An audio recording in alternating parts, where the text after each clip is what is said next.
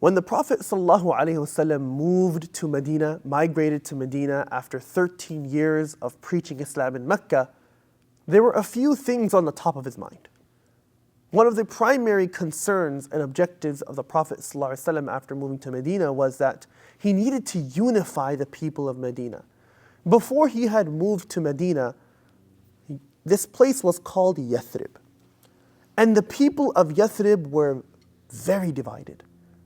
There were constant civil wars. The tribes of Al-Aws and Al-Khazraj were constantly fighting with one another, bickering, engaging in war again and again against each other.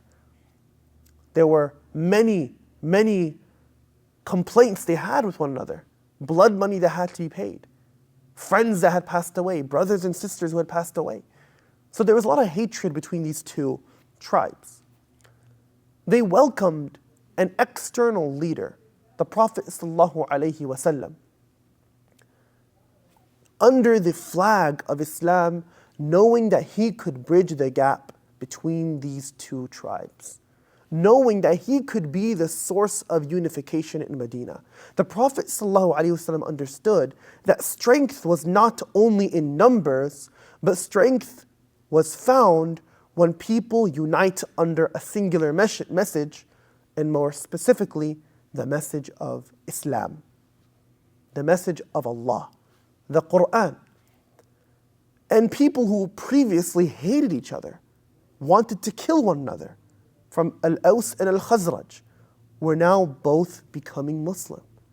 And they were now becoming brothers and sisters in Islam. Their hearts became unified.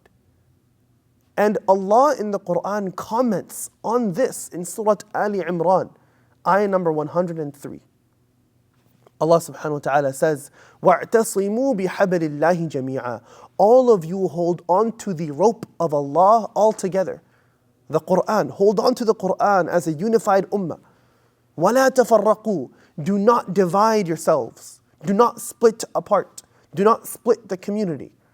وَاذْكُرُوا نِعْمَةَ اللَّهِ عَلَيْكُمْ إِذْ كُنْتُمْ أَعْدَاءً فَأَلَّفَ بَيْنَ قُلُوبِكُمْ. Remember the blessing of Allah upon you. When you used to be enemies, you hated each other. But then Allah brought your hearts together. فَأَصْبَحْتُمْ بِنِعْمَتِهِ إِخْوَانًا.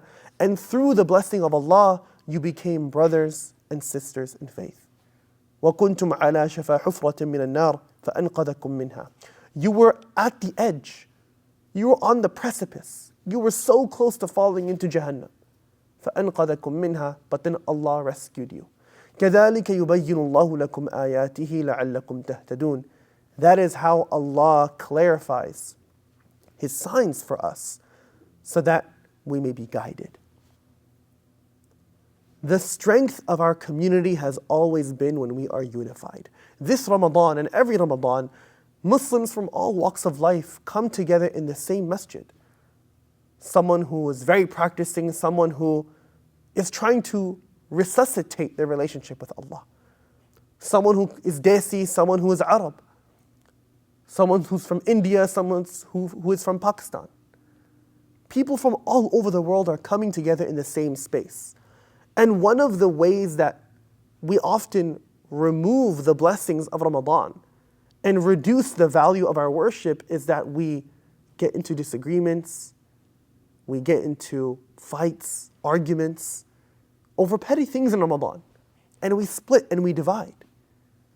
And we, more specifically, engage in sins involving the tongue, backbiting or slandering or insulting, getting into an argument with people. Don't diminish the blessings and the rewards of Ramadan through engaging in diseases of the tongue. Fast not only from food and water, but fast from speaking in ways that are displeasing to Allah. There were times in different communities where people get into disagreements over praying in the same spot, and then a racial slur comes out.